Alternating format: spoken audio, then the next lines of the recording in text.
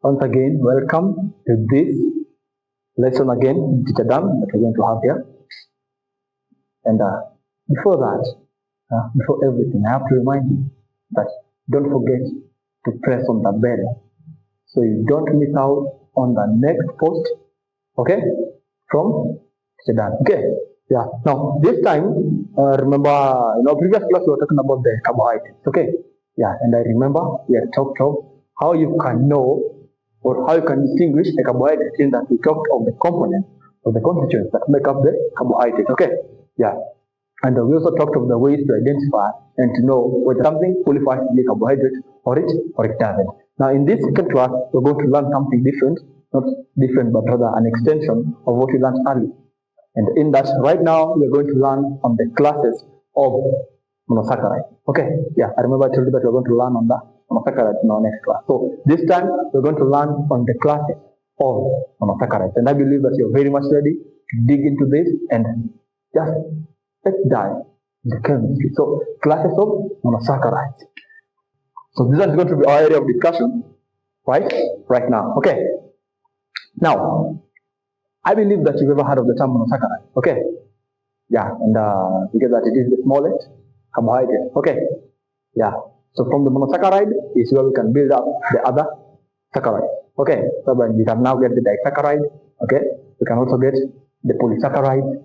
Yeah, and I remember I also told you that once you get the polysaccharide or even the disaccharide, you can go back again and obtain the monosaccharide. That's what the building blocks of the either disaccharide, trisaccharide, or even the polysaccharide. And the way that is being done is through hydrolysis. Okay, you just have to hydrolyze the polysaccharide or even the disaccharide, and then you get the constituents that made it up. That is the monosaccharide.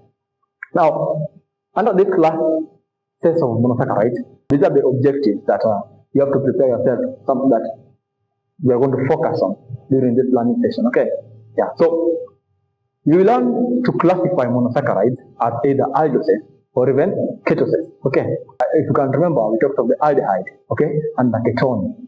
So now we are going to talk of how to classify monosaccharide in terms of whether it's an aldose or even a ketose. Okay, so you should be ready because those are the things that are going to dive in right now.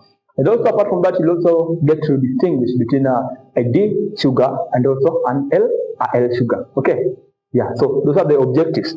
First, you will have to know to differentiate between the aldoses and the ketoses. Okay, the aldoses and ketoses. You will get also to know that there are some sugars that will be known as hexose, okay, pentose, tetrose, okay. All those also you'll get to know how the naming has been done. Okay, and apart from that, we'll also get to differentiate between the D sugar and the L sugar. So those are the objectives that we're going to be having for this class. So at the end of this lesson, you should be able to know these: an aldose and the ketoses, D sugar and the L sugar. Okay, yeah. So those are the objectives that we have for this class. Now, get that the least number of carbon atoms that can be carried by a monosaccharide is how many atoms? 3 atoms. Okay, so get that one molecule of a monosaccharide, the least number of atoms that it should be carried in 3 atoms. So that maybe if you're having a molecule, okay, which is a monosaccharide, the least number of atoms of carbon that should be present is how many atoms? 3 atoms. It cannot carry less than 3. Like even just find that 2 atoms, a sugar carrying 2 atoms. No, that doesn't exist. You only have the least number that it should carry is the 3 atoms. Okay. You get that the naming of monosaccharides, okay, you get that there is a stem word that is being used, then you have a suffix that is being added at the end. You get that the suffix will be ose. Ose. That is the suffix that is being added at the end. There is a stem word and then there is a ose that is added at the end. Okay? You will hear that some sugars are being known as tetrose, pentose, hexose. Okay? So whenever that naming takes place, there is a stem word, like now we have the pentose. Pentose. So here we are having a pent and we also have ose. Ose now is for the sugar, okay? But now this pent, it tells us the number of carbon atoms that are present inside that sugar, okay? Pent, it is a stem word that indicates the number of carbon atoms that are present, okay? And now the ose tells us that now there is a sugar. Okay. For example, you get that you're having now the triose. Okay. The triose, tetrose, pentose, hexose. Okay. Okay. Now, when you have the triose, this one tells us that this sugar is having 3 carbon atoms. Okay. Okay. Now, the tri stands for 3. Remember, we have tri. Okay. Tri is the 3. Then now the O's, now is for the sugar. Okay. So we have the tris. Then you have the tetrose, tetra. Tetra is always 4. Okay.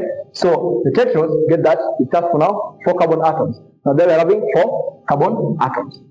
Then you have the pentose. Pentose is 5. The pent. Now the 5 carbon atoms. Hexose 6 carbon atoms. So this one tells you the number of carbon atoms that are present inside that sugar. Okay. And you'll also get to know that this is not just the naming itself. There is a time that we'll be adding to indicate whether it's an aldose or a ketose. Okay. Yeah. Because when just now we have the triose. Okay. Or we have the tetrose, pentose, hexose. But from this itself, you can't know whether the sugar is an aldose or even it is a ketose. Okay. Yeah. For that matter, we'll be adding a prefix for the aldose or even for the ketose.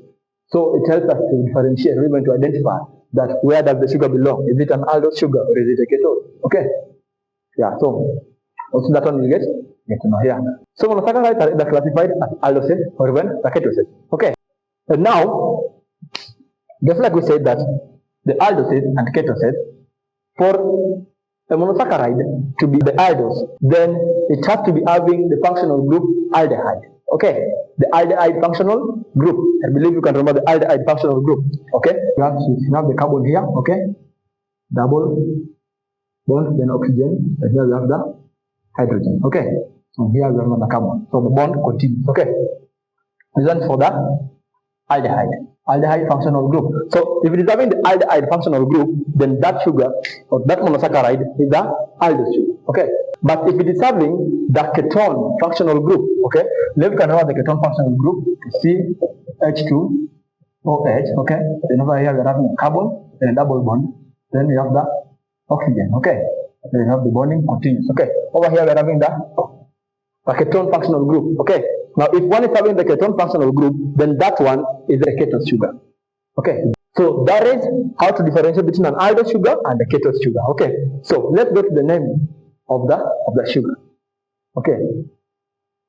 If a sugar is a tetrose, okay, it's having the functional group, this one, okay, for the aldehyde, then it will be an aldotetrose. So if a sugar is having 4 carbon atoms, okay, then it is having the functional group for the aldehyde. It becomes the aldotetrose. Okay. If it's having the functional group aldehyde, okay, and it is a pentose, it becomes a what? Aldopentose. But if it is having the ketone group, that one will be a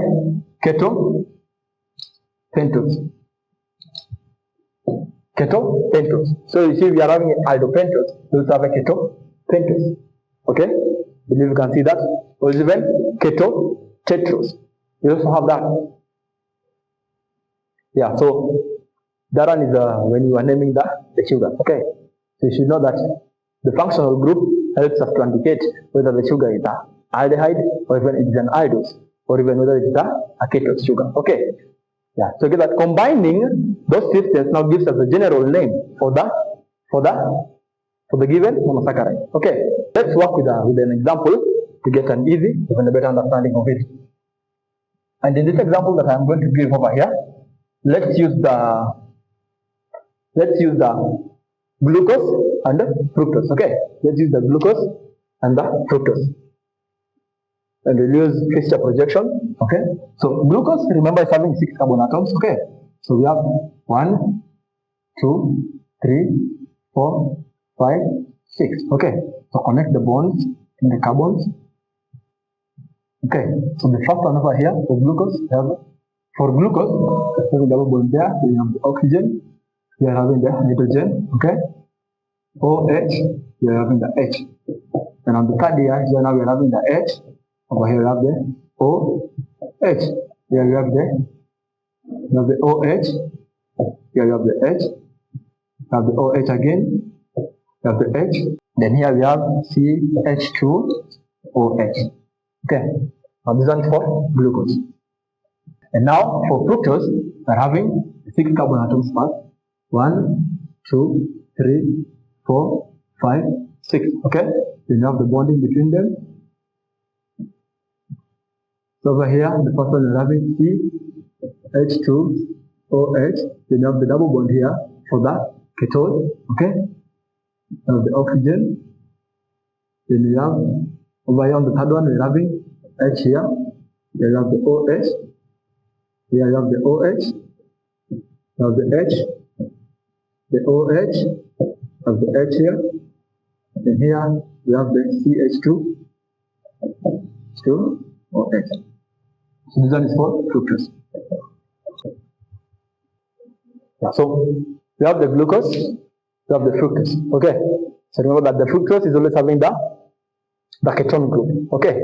And for the glucose is always having the aldehyde functional group. Okay.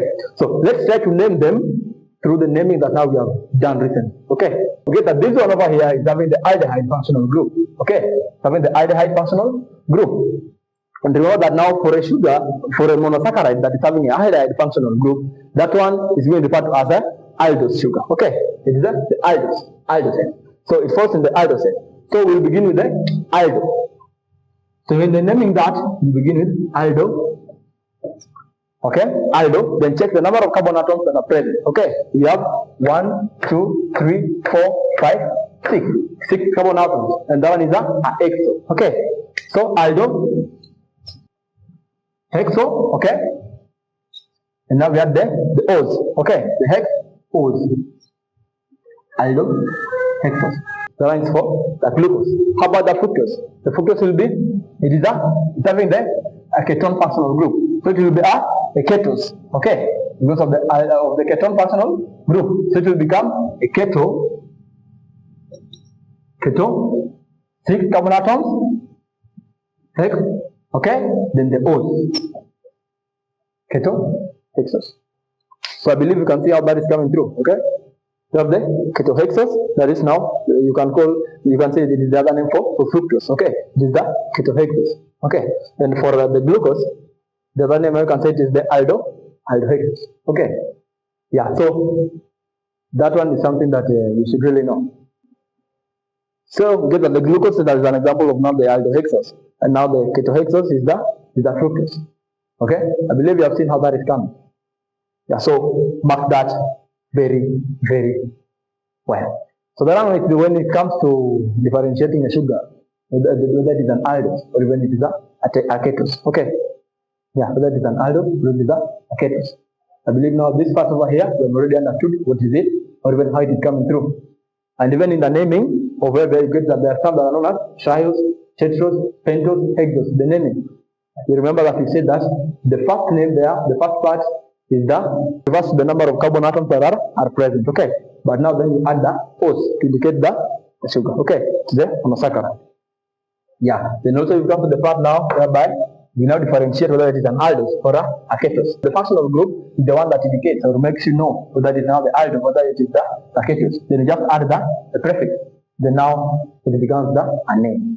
Okay, yeah, so I believe that you've seen how that is coming through. Let's maybe just try to work out on an example. Like for, if I told that draw a pentose. Okay, so when I told that draw a pentose. So you should see keto, then pentose. Okay, first the keto, telling us is a ketose. Okay, the ketose sugar. Okay, it is a ketose. And then it is a ketose, that means having the ketone functional group. Okay. Yeah, so then it is keto pentose. The pent is the enough gel that now it is having 5 carbon atoms. Okay, 5 carbon atoms, pentagon, 5 carbon atoms. Okay, let's draw it and let's see how it looks like. And remember that you can draw several. Okay, several ketopentose. You can draw several. They can come in many. But let's just try to draw one and check how it looks like. Okay, so let's try to draw a ketopentose and see how to look like. Okay, so remember that we're drawing a ketopentose. So it is a ketose sugar, okay, having a ketone functional group. Now pentose. So ketopentose.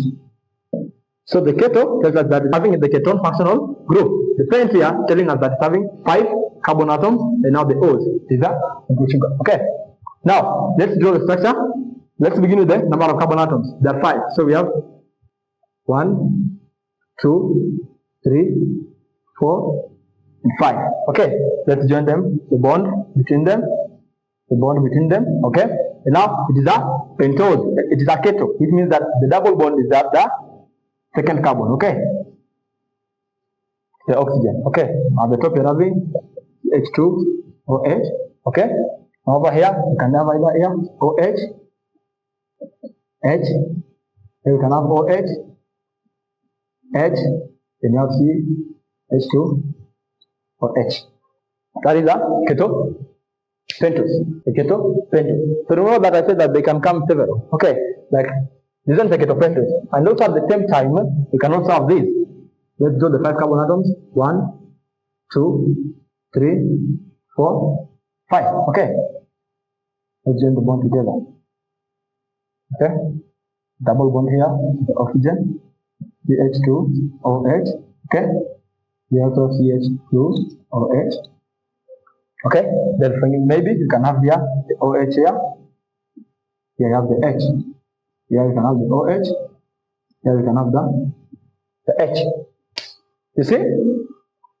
Here all this side we are having the H and the OH on this other side. But now here we are having the OH here.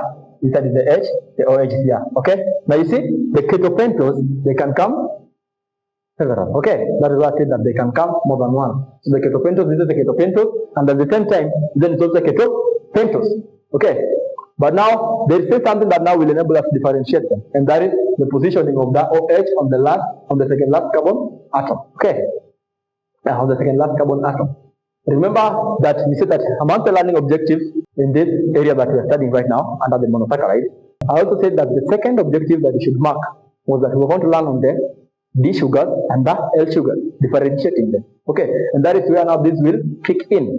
Okay, so check that if the hydrogen or if the hydroxyl group, okay, on the second last carbon atom is to the right, if it is to the right, then that sugar is a D sugar.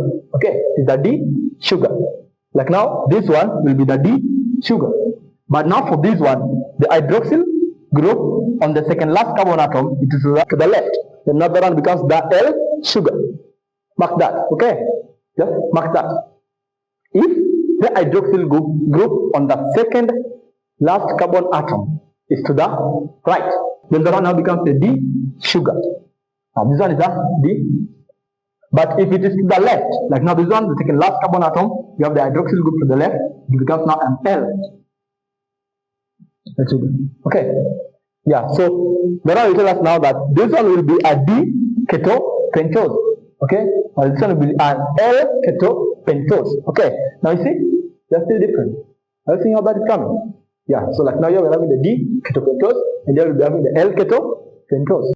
I believe that you can see how that is coming. Okay, and now let's check also on the other one. That is now an aldotetrose. Aldotetrose. So that was the ketopentose. Let's check on the aldotetrose. So let's draw how aldotetrose will look like. Okay. So first we check, we have the aldo. That's an option that now is having the aldehyde functional group. Okay. Then now tetra. That is 4 carbon atom, and now the sugar. Okay. Yeah. Right. So we have the 4, which is the tetra. We have 4 carbon atoms. 1, 2, 3, 4. Okay. So remember that for the aldehyde functional group, the functional group is always on the first carbon atom. Then here you have the hydrogen, bonding is here. So let's say here you have the OH, here you have the H, here you have the OH, here you have the H, and CH2 OH. Okay. Yeah, so this one is the aldotetrose. Okay. Now at the same time, we can also have this one. 1, 2, 3, 4. Okay. You can have it this way. CH2OH. Okay. The bondings are there. Then you have Over here, we're having the tetrose. Remember, we're having the aldehyde. Okay, so 1, 2, 3. Let's see, over there. Okay, now, having this way.